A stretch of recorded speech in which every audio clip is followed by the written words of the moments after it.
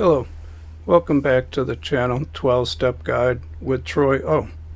Today we are going to read Step 5 in the Alcoholics Anonymous Step Book, officially 12 Steps in 12 Traditions. Came out in 1952. This came out years after the Big Book. So what I'm saying is Bill had years to evaluate his earlier work. He's going to evaluate some things today.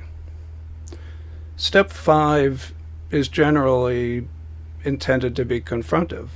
This read is going to be quite interesting, I believe, for whether you're new in recovery, just learning about 12-step recovery, an old-timer. And I'm going to dig in a little bit here and there in places that may surprise you, may even surprise me. So what is Step 5? Admit it to God, to ourselves, and to another human being, the exact nature of our wrongs. Well, let's dig right into that, shall we? Admitted to God. What's going on here? What's being said here? I'm not going to try to define God. I'm not able to. However, I think I can describe some pieces that we could work with. How about that?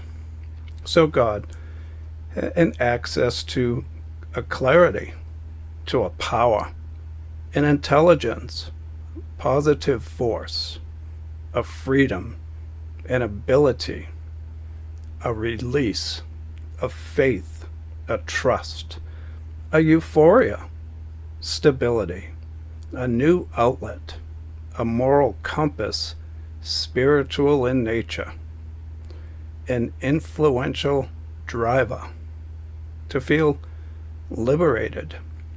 So there's an effort to define God. For the purpose of this, we're going to need that because I'm not done with that yet today.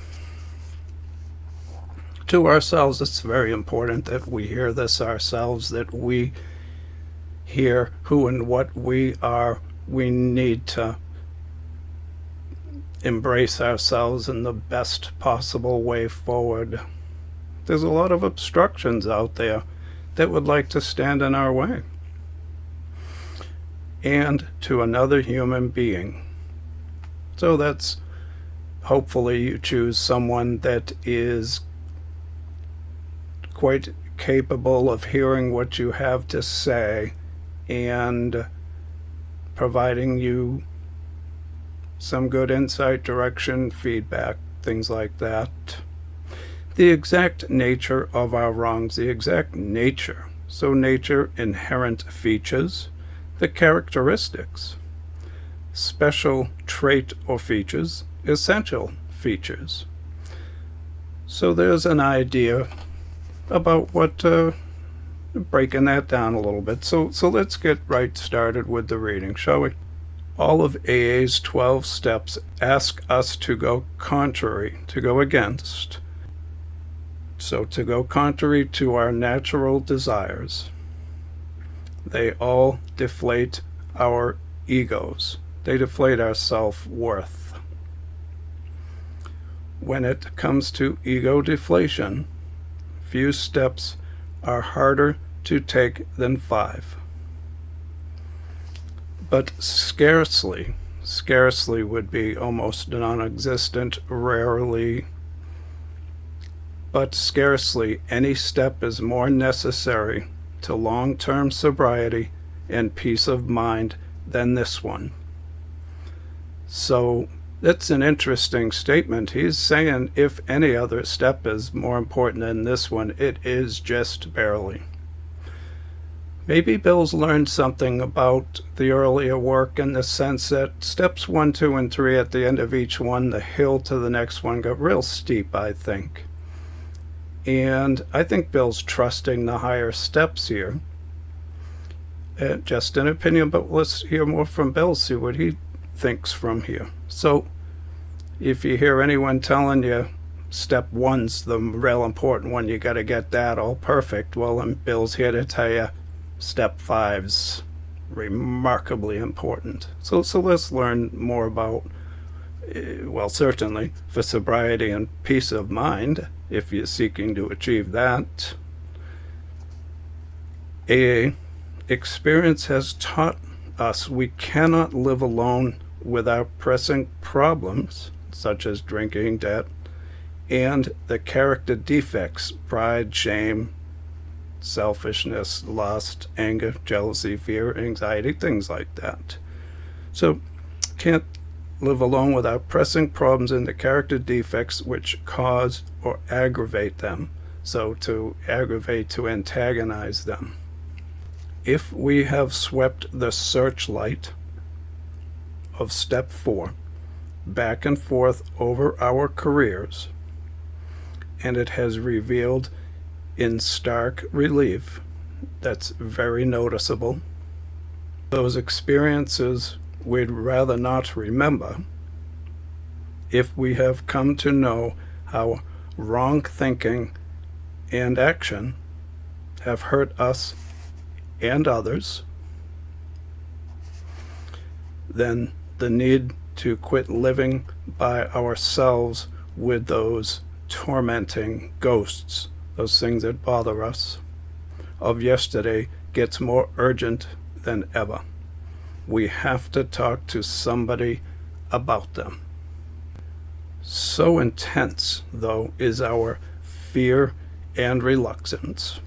So fear and reluctance, we don't want to do it. It's not fun, it's scary, it's challenging, it's confronting.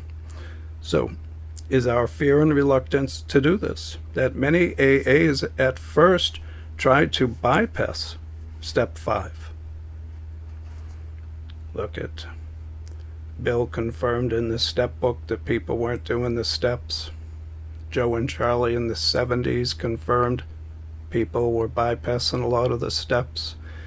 I confirmed in 98 people were bypassing the steps. It was getting worse. So if you want good recovery and peace of mind, it's up here. It's an individual program. You choose. We search for an easier way, Bill says, which usually consists of the general and fairly painless admission that when drinking, we were sometimes bad actors. We didn't act right. Then, for good measure, we add dramatic descriptions of that part of our drinking behavior which our friends probably know about anyhow. So what's he saying here? So we admit to step 1, and we tell a good story about the ways that we drank and all the bad things that happened. But there's a difference between what you did and why you did it. So in the other thing, people that knew you, by the time a lot of people admit to step 1, they're already admitting what the rest of us already knew, to be quite honest from what Bill's saying here. But of the things which really bother and burn us, so those are the things that really bothering us. We've taken step 1, we're talking to meetings, sharing and group and all that business. But the things that really bother and burn us, we say nothing. Certain distressing or humiliating memories, the good stuff, we tell ourselves ought not to be shared with anyone. These will remain our secret. Not a soul must ever know. We hope they'll go to the grave with us. Yet, if AA's experience means anything at all, this is not only unwise, but it is actually a perilous resolve, full of danger and risk. Few muddled attitudes, a confused point of view. So few muddled attitudes have caused us more trouble than holding back on step 5. It sounds like a pretty important step. Some people are unable to stay sober at all. Why are we talking about people unable to stay sober up in step 5? When I was attending meetings regular, if you relapsed or kept relapsing or were new, it was one clear message: do step 1 in the first year, maybe 1, 2, and 3. That was a clear message. Well, let's see what Bill has to say.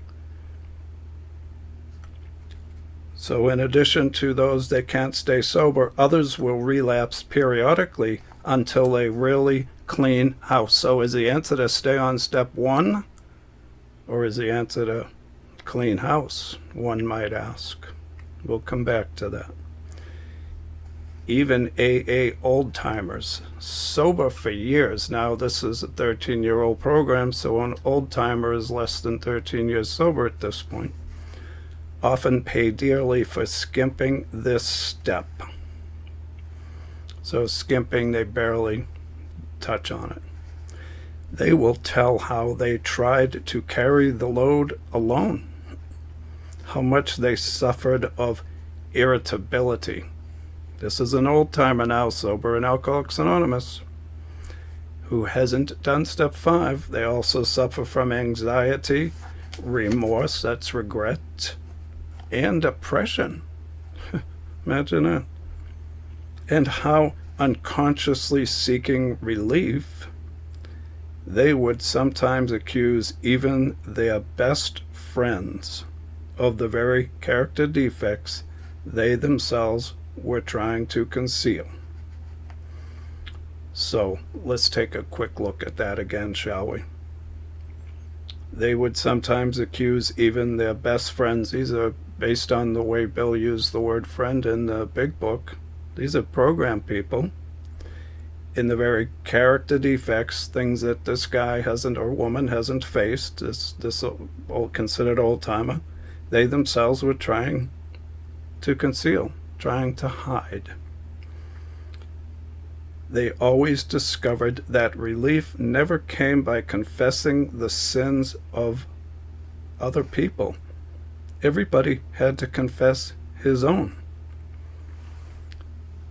So what's happening here? He's perhaps hearing people's 5th steps. He's sponsoring, or she, and work on these other steps, can easily accuse sponsees or others of behaviors that they can clearly see. They know what they look like because they've been hiding them in themselves. They never dealt with them themselves. So look, that's the way it is, and it can happen. And Bill's saying it, right? It can happen.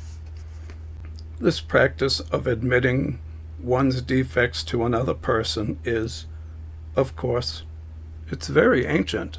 This isn't new. Humans have been here quite a long time. It has been validated in every century, and it characterizes, that's the quality of the lives of all spiritually centered and truly religious people. But today religion is by no means the sole advocate of this saving principle. Who else do we have that's advocating for this sort of thing? Psychiatrists and psychologists point out the deep need every human being has for practical insight and knowledge of his own personality flaws, and for a discussion of them with an understanding and trustworthy person. So far as alcoholics are concerned, AA would go even further. Most of us would declare that without a fearless admission of our defects to another human being, we could not stay sober. If you can't stay sober, come on up to step 4 and 5 and get yourself started, regardless of what's happening at 1, 2, and 3. If you've relapsed, you get your ass up here to 4 and 5 and get yourself started. It seems plain that the grace of God will not enter to expel our destructive obsessions. There's a word we're going to come back to, destructive obsessions, until we are willing to try this. I believe that this applies to all people in recovery. And quite frankly, if you don't make any room, because you're just sporting the same garbage, it's tough to let anything new in. You got to clean house. What are we likely to receive from step 5? For one thing, we shall get rid of that terrible sense of isolation we've always had. Do you believe that? Alcoholic, terrible isolation? Can you identify with that? Well, let's find out. We'll continue on here and see what we think. Even before our drinking got bad and people began to cut us off, nearly all of us suffered the feeling that we didn't quite belong. Either we were shy and dared not draw near others, or we were apt to be noisy good fellows craving attention and companionship, but never getting it, at least to our way of thinking. Just couldn't get it. We just couldn't be happy. There was always that mysterious barrier we could neither surmount nor understand. We couldn't overcome it, and we couldn't understand it. There's some kind of barrier.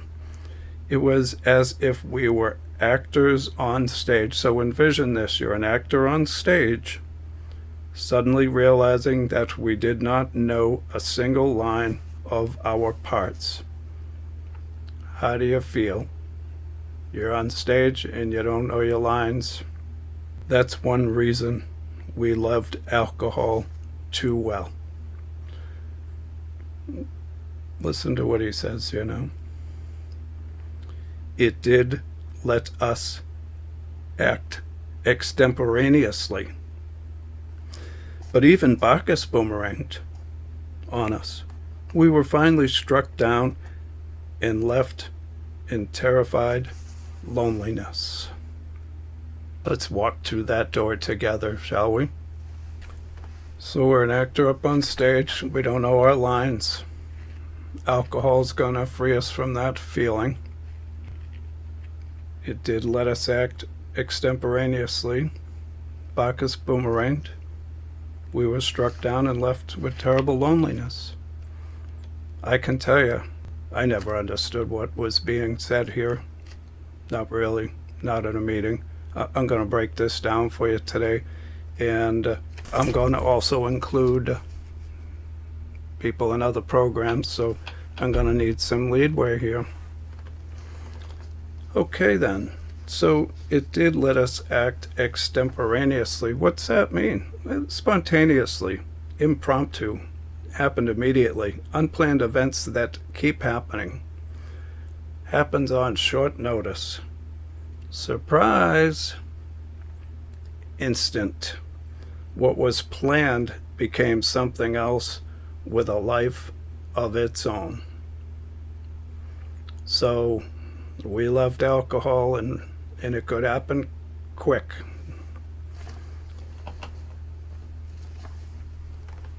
So who's Bacchus? Do you know Bacchus? You know Bacchus. Maybe you know him by one of his different names. So who's Bacchus here? And follow my question also, please. Have you been answering to Hiram Walker, Johnny Walker, Jimmy Beam, Jack Daniels, oh, Grandad, bourbon, whiskey, vodka, wine and spirits? Maybe it's been Miller time. You've been answering to Miller time, Budweiser, Schlitz, or Michelob? No? How about cocaine? You've been answering to that? Methamphetamine? Fentanyl? Angel dust? Been answering to marijuana? Been answering to heroin? Valium, crack, psilocybin, crank, other mind-altering substances that are ingested. These are substances that are external, that we put in us to alter us. So what exactly am I saying here? People came before us and they made a great effort to document something the best that they could. And I don't give a shit so much about what's coming out of your mouth as a belief system as what's in your behaviors right now on this when you're out using. It's amazing. I've seen it. Somebody out using and not a care in the world, suddenly they're in the program and ready to pluck their eye out, holier than thou. It is absurd. But anyway, let's talk about Bacchus here, make an effort. So Bacchus is an ancient Roman god of wine and spirits, fertility. He's the partying god. That's their documentation. Take it for what it's worth, but this is what Bill's driving at here. There's another one, Greek Dionysus. So anyway, what do they provide for you? You receive freedom through excessive partying, which frees you from reality's grasp. God in a bottle, God in a baggie, God in a pipe. That's Bacchus. He represents the dual nature of joy and chaos, bringing both pleasure and potential madness to his followers. Does that sound like addiction, maybe? Could you relate to that at all? Been answering any of that? Not what you're claiming coming out of your mouth, but let's look at the actions over time. That's what's important, in addition to what's coming out your mouth. But clearly someone tried to put something into words here for the future human race that we could relate to. I think to some degree we can understand God in a bottle, and it's been going on for a very long time. So let's change tracks a little bit. Have you been answering to nicotine? Excessive food consumption? We need to eat, right? But not in excess. How about an easy eating disorder? What are you valuing, chasing, or hiding, which is so important it will lie to you about yourself to the point of death? What's the payoff? Because there's something going on up in the brain. Something's happening. You're seeing something, chasing something, pursuing something, hiding from something. What is that? That could be so significant. It could affect your ability to see yourself and make credible decisions to the point of death. How about behaviors? Because, some people be like, well, I'm not consuming alcohol or drugs, so now we're going to get into a new category. How about behavior that affect the brain, like chemical endorphins, pure opiates, powerful narcotics? These are important. I'm not suggesting that we live without these. They shape who we are. They provide us a good feeling when we do a good job. They allow us to feel empowered. It's important to feel empowered, to feel loved. We do a good job, are successful. These are released in the form of pleasure and in physical pain. We need this to function as intended, to feel successful, important, empowered, happy, loved, appreciated, cared for, a part of. And we'll come back to this more. How do we get there? Some of how we're going to get there, let's do through step 5 and step 12. However, when we use the brain to engage in potentially unrealistic or evil ideas developed through imagination, fantasy, trauma, and manifesting themselves in our thoughts, beliefs, attitudes, emotions, and actions, I believe we force the release of these brain drugs in some euphoric or depressive way. Otherwise said, a misuse of willpower can alter us chemically, I believe. I believe that, let's use an example, someone that maybe isn't drinking and they're not doing drugs, but we clearly see them as an addict. Well, how about the gambler? A gambling addict, what's going on? Somehow, in his head or her head, it's gonna be great. Whatever I'm gonna win, however it's gonna happen, in whatever that pursuit is and things happening, I believe are producing a euphoria in the mind consistent with being high on narcotics. And I also believe if you're out stealing, well, gee, that'll get you wound up and loose and paranoid and whatever. A cutter. How about other criminal behavior? A drug dealer. Edge riding or pushing the envelope. Taking risk. Sex. That'll sure loosen up a few chemicals. Codependency. What are you answering to? This thing that has some sort of power over you and your life and maybe the people in it? It's not an unreasonable question of phraseology. I'm not asking you to believe in anything more than just seeing the value of this for what it's worth. I believe excessive fantasy or unrealistically creative thinking can lead us to euphoria. I believe abuse and trauma can alter us.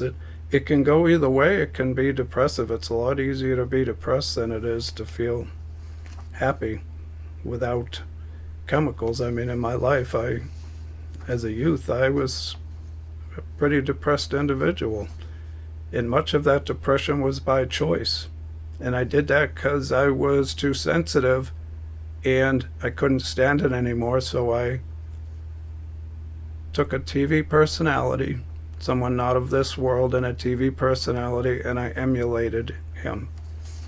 And it worked quite well for a long time. Except for alcohol superseded that, I'm here to tell you.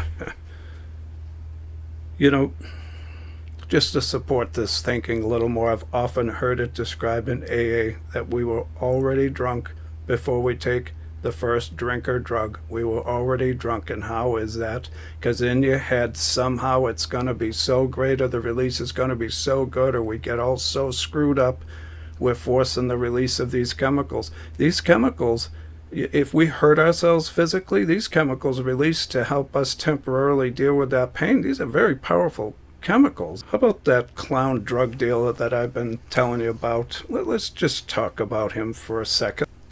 I had some questions around that. There's a lot of why I'm doing this is to get answers there. And we'll get there after the 12 steps. I'll get there. Because let me ask you this. After significant time in jail for 2 prior offenses of dealing drugs and consuming, why would he risk throwing it all away a 3rd time? I mean, he just did a 5-year stint. Why on earth? And he had things going for him. There wasn't any big issues. Relapse begins, I believe, in the brain with endorphins or other brain drugs. In this category, he was hopped up on pride and making up for lost time. There was a lot of things going on. Sex also. Maybe he should have more money. And these thoughts, I should have better, faster, stronger, for him habitually resulted in less and loss. And this time, he took his sister with him. She's in jail also. So, I believe it is these brain drugs that largely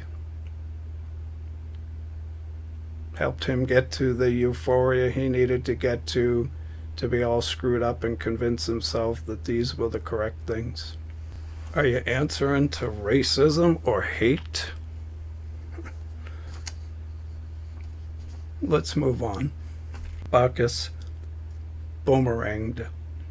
What's going on here? What's he saying? Bacchus Boomeranged. Brings harmful results. You throw a boomerang, it comes back to you. So the message is it brings harmful results. This state via intoxication or euphoria or Bacchus gives us permission to have sex with whoever.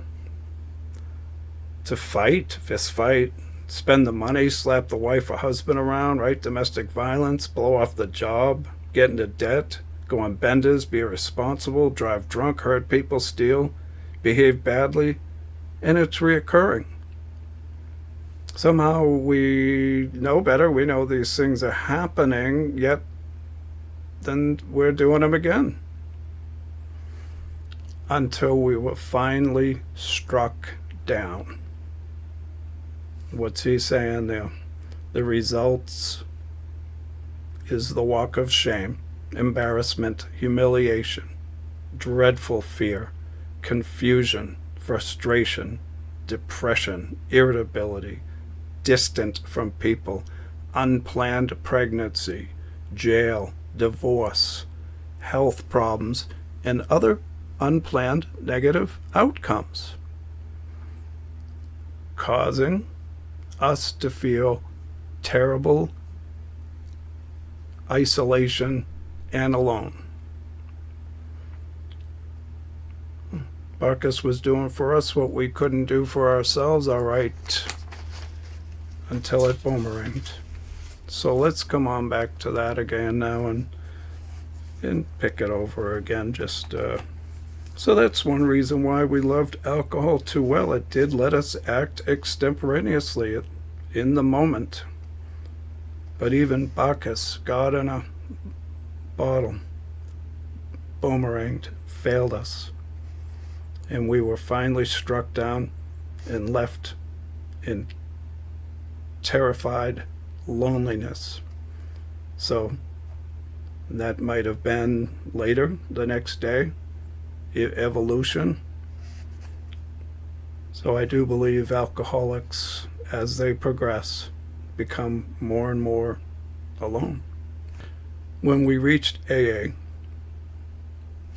and for the first time in our lives stood among people who seemed to understand, the sense of belonging was tremendously exciting. It was very exciting.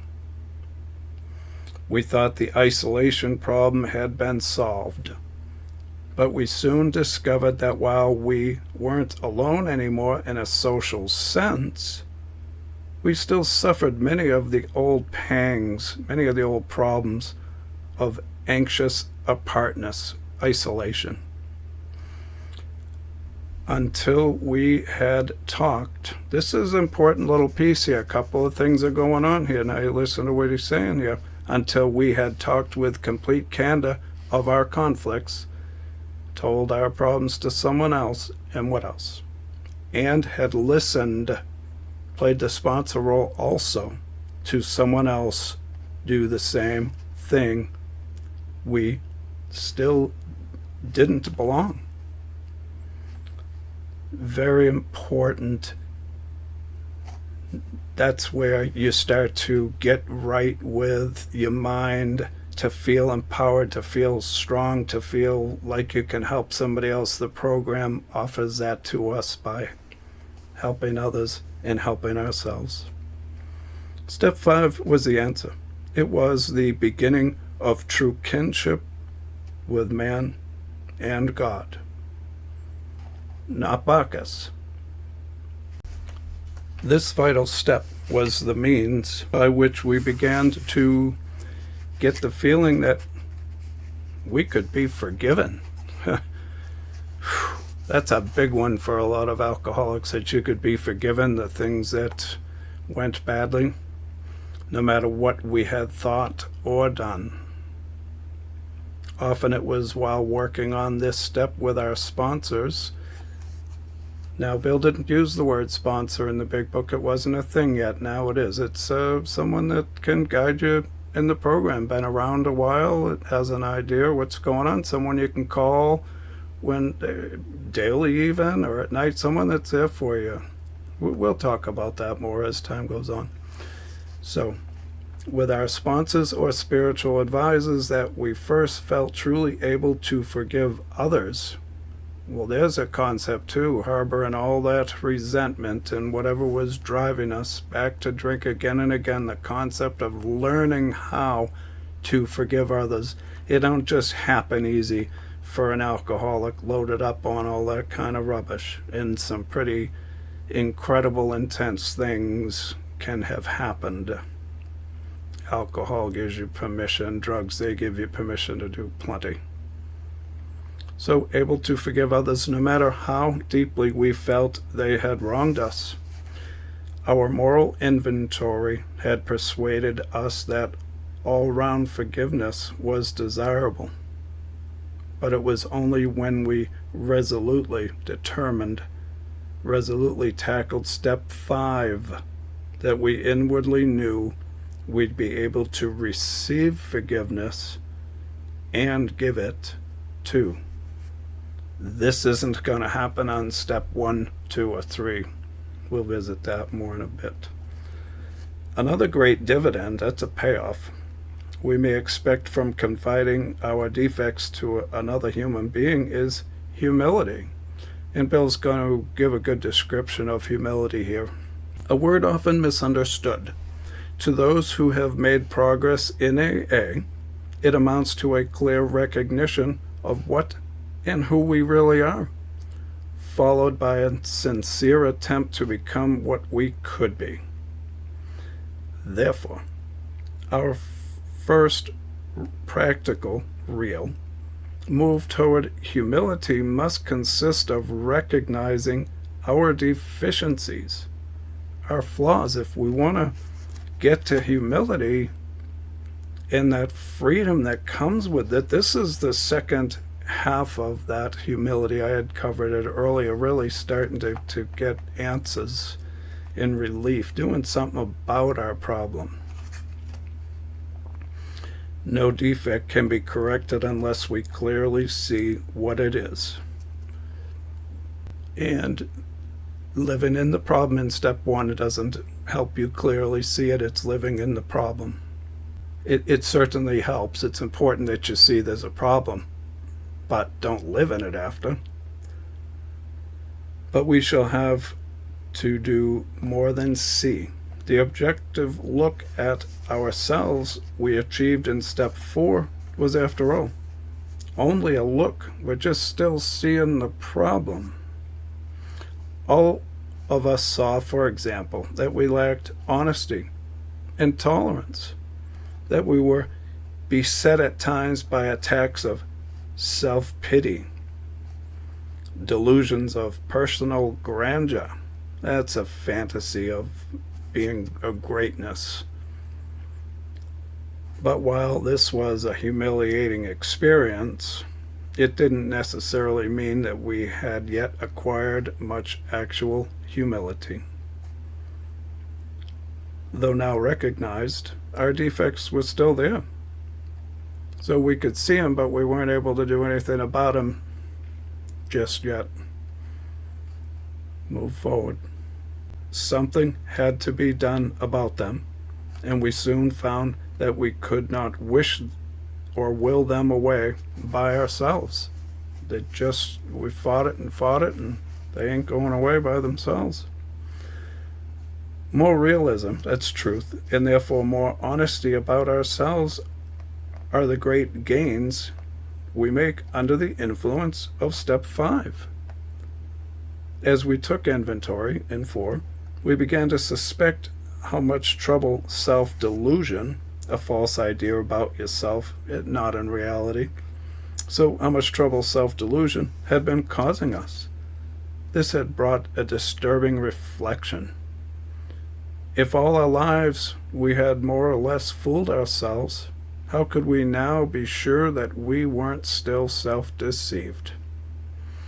How could we be certain that we had made a true catalog of our defects and had really admitted them, even to ourselves?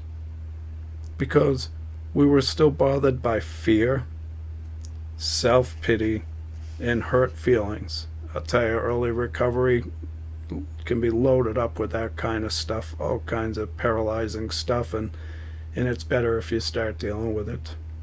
It was probable we couldn't appraise ourselves fairly at all. Too much guilt and remorse might cause us to dramatize and exaggerate our shortcomings, or anger and hurt pride might be the smokescreen under which we were hiding some of our defects while we blamed others for them. Possibly, too, we were still handicapped, held back by many liabilities, many debts, great and small, we never knew we had. So other character defects we never even knew we had, things that drove us. Hence it was most evident that a solitary being alone, a self-appraisal, and the admission of our defects based upon that alone, just trying to work it yourself, right-hand writing out a fourth step and not wanting to share it with anyone, it wouldn't be nearly enough. We'd have to have outside help if we were surely to know and admit the truth about ourselves. The help of God and another human being. Only by discussing ourselves, holding back nothing. Only by being willing to take advice and accept direction. So we're looking for advice and direction from this person we choose to tell our story to. Could we set foot on the road to straight thinking, solid honesty, and genuine humility? Yet many of us still hung back. Didn't hurt bad enough. We said, why can't God, as we understand him, tell us where we are astray? If the Creator gave us our lives in the first place, then he must know in every detail where we have since gone wrong. Why don't we make our admission to him directly? Why do we need to bring anyone else into this? What if Bacchus is the only god you ever knew, for example, at this stage? So at this stage, the difficulties of trying to deal rightly with God by ourselves are twofold. Though we may, at first, be startled to realize that God knows all about us, we're apt to get used to that quite quickly. Somehow, being alone with God doesn't seem as embarrassing as facing up to another person, until we actually sit down and talk aloud about what we have so long hidden. Our willingness to clean house is still largely theoretical. It's just a concept. We're not making room for change and growth and sobriety and happiness and in a new life without this disaster keep happening. When we are honest with another person, it confirms that we have been honest with ourselves and with God. As you start hearing it coming out of your mouth and another person's challenging that thinking, it sounds different, it looks different, it feels different, you know what you're trying to achieve, and it starts to smoke out the lies or the deception, that brain drug, that fog. You start to get a better handle. There's things in life that are going to stand in the way, and it's up to us to put the work in to make sure that we are overcoming that. The second difficulty is this: what comes to us alone may be garbled by our own rationalization. We justify stuff. And wishful thinking. The benefit of talking to another person is that we can get his direct comment and counsel. We're looking for direct comment and counsel on our situation. And there can be no doubt in our minds what that advice is. Going it alone in spiritual matters is dangerous. Here's an interesting question. How many times have we heard well-intentioned people claim the guidance of God when it was all too plain that they were sorely mistaken? Lacking both practice and humility, they had deluded, a belief not true, they have deluded themselves and were able to justify the most errant nonsense, complete nonsense, on the ground that this was what God had told them. Maybe Bacchus been talking to him. I think this is a good opportunity to take a look at step 1, 2, and 3 for a minute. And just so that you have a bit of a defense in the program. If you've admitted the problem, you're an alcoholic, and then if you're told to stay on it, on step 1, you really, in essence, being told to stay in the problem. And where does that suggestion come from? It's not in the material. One might ask, where's that in the material? Oh, it's just a suggestion. Whose suggestion?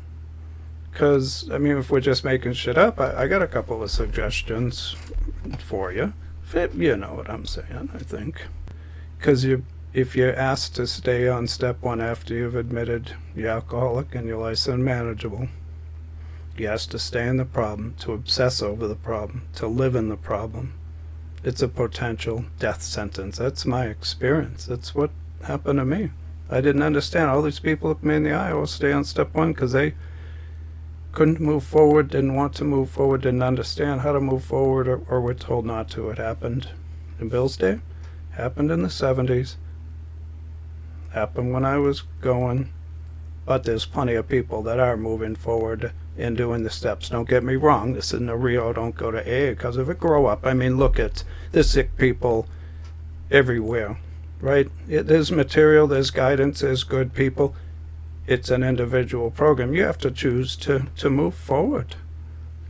And living in the problem is different than thanking God, for example, on a daily basis for your sobriety.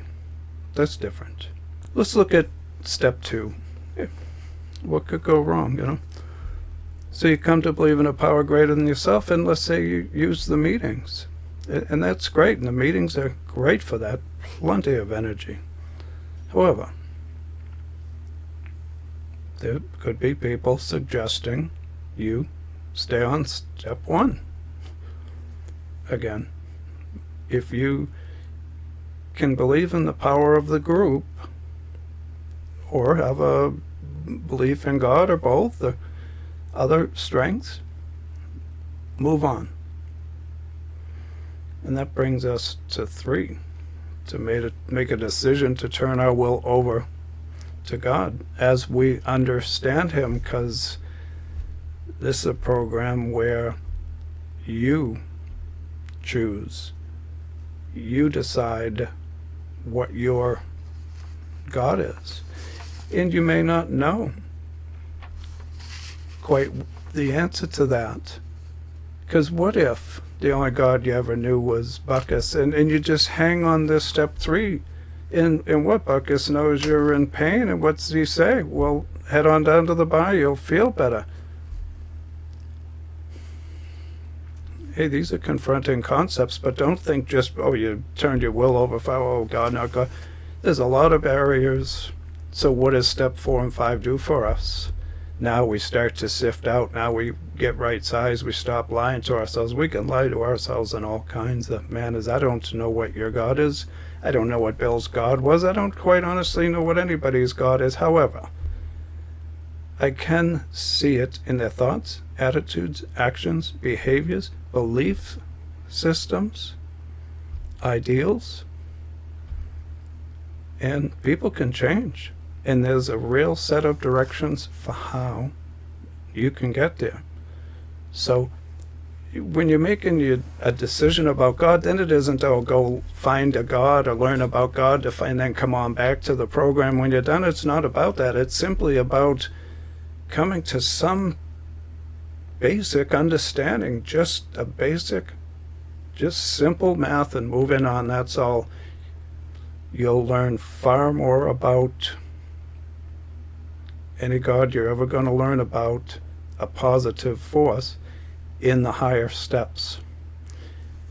And even if that is only learning more about yourself, I'm not pushing anything at anyone, but I am trying to outline there's a lot of forces that could work against us. So I hope you found that helpful. So Bill has helped us again and again to understand that you don't have to be in the program to find people spewing errant nonsense and God told me to do this and do that. We've all seen it, I would imagine. Say it's worth noting that people of very high spiritual development almost always insist on checking with friends or spiritual advisors the guidance they feel they have received from God. Surely now, a novice, a beginner, ought not lay himself open to the chance of making foolish, perhaps tragic, blunders in this fashion. While the comment or advice of others may be by no means infallible, people can be wrong. It is likely to be far more specific than any direct guidance we may receive while we are still so inexperienced in establishing contact with a power greater than ourselves. You communicate with people, you get to know them, you get a sense for if people seem like they're got a good idea of what's going on. Hey, also, let the gift begin with you. If you are exposed to these videos and this stuff is making sense to you and you're able to move up with the steps, and you can be a far stronger person to others if you deal with your own stuff, and to be empowered, the strength to be able to help someone else in this area. It's truly an exceptional feeling, I assure you. Our next problem will be to discover the person in whom we are able to confide. This is step 5 after all. After this video, I'm going to do another one, and I'm going to share my experience, direct experience, doing step 5 and hearing step 5 to get some foundation at that level that we won't necessarily get here today. Here we ought to take much care, remembering that prudence, that's caution, because now we're looking at someone to share our 5th step with. So prudence is a virtue. That's a high moral standard. We're going to use caution, and we're going to use a high moral standard here.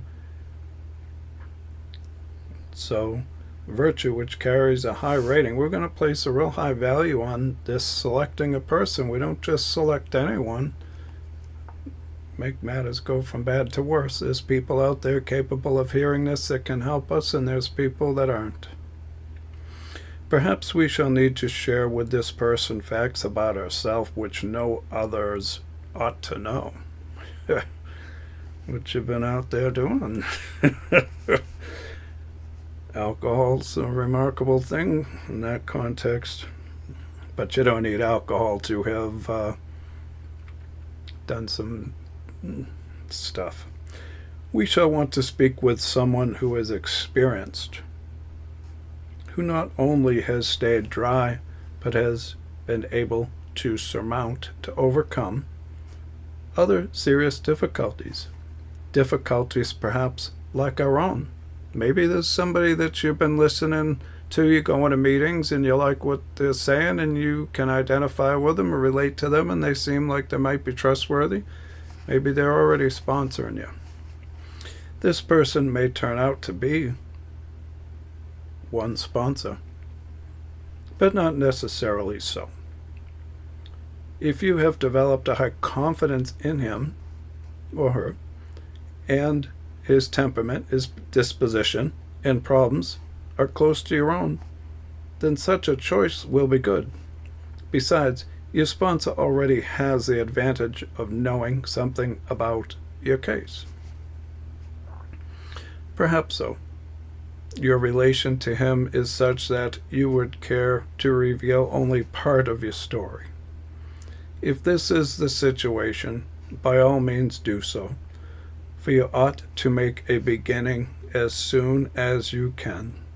For you ought to make a beginning as soon as you can. This is as soon as you. This is important stuff. It was intended to happen in early recovery. It may turn out, however, that you'll choose someone else for the more difficult and deeper revelations. This individual may be entirely outside of AA. For example, your clergy or your doctor. A couple of thoughts. Sexually transmitted diseases. There's other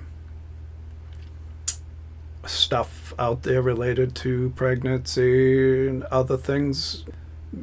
Maybe our doctor's the only one that needs to hear that. Look at clergymen, priests, and all that. They've been doing it. It's a part of what they do. Maybe there's some reason that you just rather they hear it. As long as you're telling someone that's capable of not just hearing it, oh, bless me, Father, for I've sinned. Look at, for talking back to you, making sense out of it. This is real stuff. This is a give and take. There's some real value that you need to take from this stuff. If you want sobriety and peace of mind and to overcome this malady, for example. For some of us, a complete stranger may prove to be the best bet. It wouldn't be the first time I grabbed some stranger on the street and started telling him some stuff. It wouldn't. The real tests of the situation are your own willingness to confide and your full confidence in the one with whom you share your first accurate self-survey. Future self-surveys, you're not going to go over the same material again and again. Life goes on. Stuff that, has happened now. Life ain't perfect. Things that I might do in a fourth or fifth step now are going to be different. I haven't drank in 38 years and stuff, but that doesn't mean that, everything's friggin' rosy and perfect. It ain't. I got a couple of things I'm working on, Anyway, this is helping me. Even when you've found the person, it frequently takes great resolution, great effort to approach him or her. No one ought to say the AA program requires no willpower. Here is one place you may require all you've got. Happily, though, the chances are that you will be in for a very pleasant surprise. When your mission is carefully explained, and it is seen by the recipient, the person that you're going to speak to or asking, of your confidence, how helpful he can really be, the person you choose, the conversation We'll start easily and we'll soon become eager. You'll become eager to move on with it. You've arguably put a lot of work into it at this point. Before long, your listener may well tell a story or two about himself which will place you even more at ease. And the reason that someone might do that, they may disclose a part of themselves they wouldn't usually, and they may do that because they feel it could really help you. For the first time, something, all that garbage I went through, to be able to help someone else, it is truly empowering. The feelings you get from that, the endorphin release that is based on reality, based on good feeling, success, is absolutely exceptional. And it's honest, and it's true, and it's a safe, intended way that we live in life. Not all this garbage jamming shit up all over the place and just everywhere we turn. And so it's a big knot to untie for some people. Provided you hold nothing back, your sense of relief will mount from minute to minute. The dammed up emotions of years break out of their confinement and miraculously vanish as soon as they are exposed. As the pain subsides, as the pain eases, a healing tranquility, a healing calm takes its place. And when humility and serenity, that's a peacefulness, are so combined, something else of great moment is apt to occur. Many in AA, once agnostic, believe there's some intelligence out there guiding the whole thing, or atheist, no belief in any intelligence, tells us that it was during this stage of step 5 that he first actually felt the presence of God. It is possible that you will, for those who believe and are willing, that you may realize that whatever Bacchus was offering doesn't even barely compete to the real power. It was just another illusion. And even those who had faith already often become conscious of God as they never were before. There's definitely a freedom happening, and what that means to you is yours to know. This feeling of being at one with God and man, this emerging from isolation through the open and honest sharing of our terrible burden of guilt, brings us to a resting place, a resting spot. That's interesting, I'll explain that, where we may prepare ourselves for the following steps toward a full and meaningful sobriety. So what's this resting spot? After we've done step 5 and we've reviewed the first 5 proposals, step 6 is a resting spot. It's more than that, but it begins there. A place to rest because you've done a lot. And the work you've done, you can observe it over a couple of years or more in ways it's not even easily for me to describe, but and we'll get into that more in step 6 and 7. It's amazing, the clarity that it can, it takes time sorting stuff out, the brain, subconscious and conscious, and you're all getting together and organizing stuff, and this gets straighter, and next thing you're seeing and feeling and doing things differently. So I had talked about these brain drugs, because if these things are showing up a lot and you've been really twisting your thinking up and all, how do you get right with that? How do you move forward? The 12 steps offer places for that. And so what do I mean by that? They aid us in the restoration of our thinking and behavior, helps us restore the intended use of real success.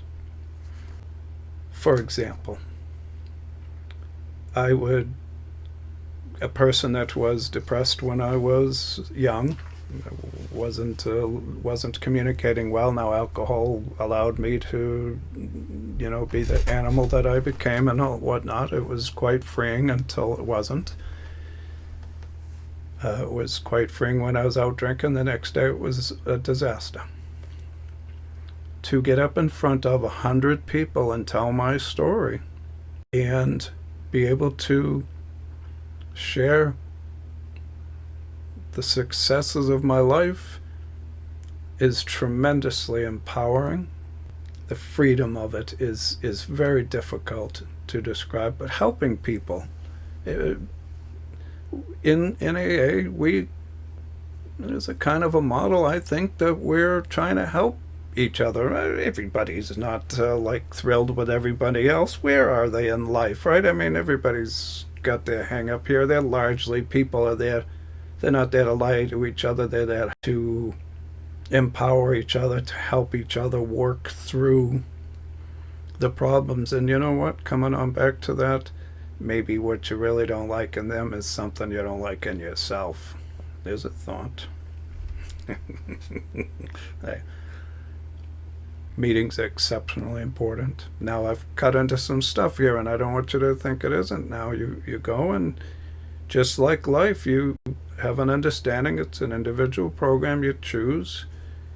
If you can admit you're alcoholic or whatever the problem is out there for you, and that your life has been unmanageable because of that, or other types of issues. Bill had talked about destructive obsessions. So regardless of who you are, if you can relate to these destructive obsessions and work on them to a new freedom and a new happiness. And let's visit step 12 for a minute. There's a reason why so many have gravitated towards step 12, even though maybe they hadn't have done some of the other steps, because it is so powerful to be able to help other people, work with other people, and truly know people that life and death we're talking about here. And that effort, that work, that keeps us on track mentally. This brain drug stuff, this brain confusion, it guarantees that we don't fall into that we don't turn into this Jekyll and Hyde. If we identify problems, there's people we can call, people that know us. We can talk out our problems. It's a gift having these pieces. Now, as people progress, I mean, in my life, I'm pretty stable these days. I like to think. I haven't drank in a long time. I'm not all torqued up. Hopefully it becomes evident that I've been living the program a long time. The need for that isn't so important to me. However, if I do need to, well, I do that. Just because it's not all the time doesn't mean it's not sometimes. Stuff in life happens. So I really, these steps, each one of these offers something to us. The higher steps offer a tremendous amount, and I hope that I've been able to articulate some of that today. So from here, I will do another video. I'm just going to basically give you a good idea of how the flow might look. We'll review the sheets that we developed, and based on my experience over time, there was stuff that Bill didn't get into here. I'm sure if Bill were alive now, he could have quite a bit to say about that area, but there's others that can say it for him. He's led many of us toward freedom from alcohol and drugs. So we'll go over that the next time. Thank you very much. Have a nice day. If you found this video helpful, please like and subscribe. Ring the bell to be notified when new content is added. Also, You can support the channel 12-Step Guide with Troyo by donating through PayPal to hsworldservice@yahoo.com. In Step 4, we are laying the groundwork and planting seeds for the 9th step promises. Those promises are: we are going to know a new freedom and a new happiness. We will not regret the past, nor wish to shut the door on it. We will comprehend the word serenity and know peace. No matter how far down the scale we have gone, we will see how our experience can benefit others. That feeling of uselessness and self-pity will disappear. We will lose interest in selfish things and gain interest in our fellows. Self-seeking will slip away. Our whole attitude and outlook upon life will change. Fear of people and of economic insecurity will leave us. We will intuitively know how to handle situations which used to baffle us. We will suddenly realize that God is doing for us what we could not do for ourselves. Keep moving forward. It's worth the effort,